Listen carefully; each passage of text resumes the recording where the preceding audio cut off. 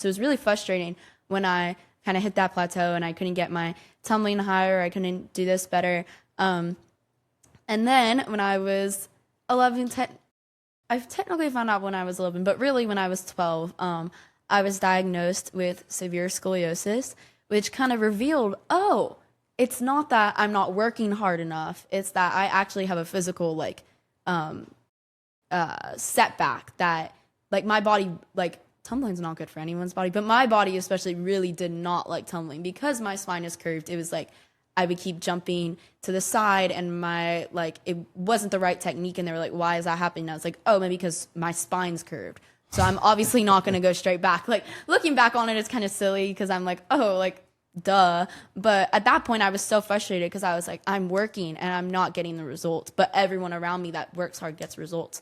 But that was just the beginning of my struggles, I would say. When I was diagnosed, they told me that I would have to step away from cheer, which absolutely broke my heart. I remember like crying for days because I couldn't even finish out the season, and I remember feeling like I let my whole team down, and I was like, how am I supposed to be a mentor for other people and a good teammate when I can't even be there, you know? So I was still there. I went to every practice and every competition, even though I couldn't participate, which was really hard for me, but I got to kind of see the coach's perspective, which was kind of cool.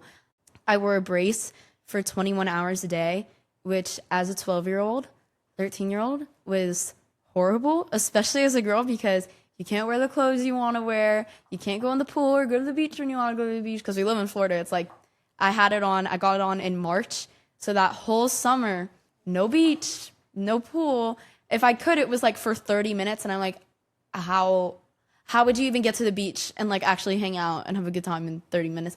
So it was very difficult. I spent a lot of times inside. I remember on the nights when I didn't have cheer, because they would tell me when you're out of the brace, you have to be active because otherwise your muscles could atrophy. And so I did just dance like every night, and that was my me time, I guess. Like I was really just me and the TV. It's kind of depressing. But it was your exercise. It was what you did to stay active at that time. Yes, but it was hard because all I wanted to do was cheer, and that just was no longer an option. They were like, you might never be able to cheer again. It's bad for you. It could be the reason you have scoliosis altogether. They don't know, but they're like, it could be. And I'm like, I don't care. Like I already have it. So, but yeah, it was extremely difficult. But I will say through that time, I think at such a young age, I realized that I had put so much of my faith and my time and my efforts into cheer, and that cheer had become an idol in my life. I don't think I would have called it that when I was 13, but looking back on it, I'm like, wow, that was a huge idol because I made it my entire life. I skipped church on Sundays. I wasn't able to go to my youth group on Wednesdays because I had practice. I was always at the gym, never reading my Bible. But during that time when I couldn't cheer, you know, I felt like that was the first time I was like, God, why is this happening? Like, I live in a Christian home. I profess to know you from a young age. So why am I being punished? Like, how can a good God punish good people? You know, and I wrestled with that question for a while. And I remember just praying about it and God being like, I have better plans for you. I have a purpose for this. And I am going to work through the pain that you're feeling. Your pain's going to help someone else. And that was encouraging to me because I'm like, this pain better not be for no reason. Like, I'm not trying to go through all this pain and then wake up one day and they're like, okay, all good. Like, no, that was not.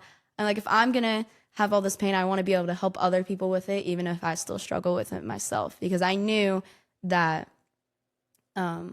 there's nothing they can necessarily do for scoliosis. Like, there's not like I can wake up one day and be completely healed unless God decides to heal me in that way. So I was like, if I'm going to be in pain, I might as well bring good out of it.